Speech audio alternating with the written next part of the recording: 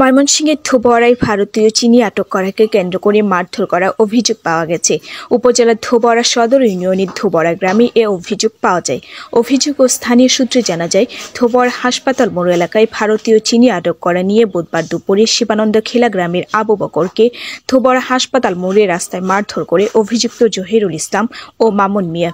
পরে আবু বকর বাড়িতে যাওয়ার পথে অভিযুক্ত মামুন দেলোয়ার শামসুল গংরা রাস্তায় পথরোধ করে আবু বকর ও তার সহোদর ছোট ভাই আজহারুল ইসলামের উপর অতর্কিত হামলা করে বেধড়ক মারধর করে বলে অভিযোগ করেন আবু বকর ও তার পরিবারের লোকজন। জহিরুল ও মামুন তারা চিনি ব্যবসা করে, তারা চিনি কেরা ধরাই দিছে হয়তো, এটা আমি জানি না।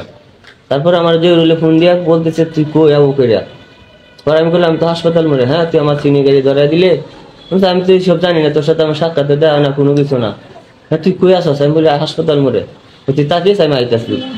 আইসে হাই রে আমার জিয়া পরিষদ সাংগঠনিক সম্পাদক এই অফিসে আমাকে মারধর করছে।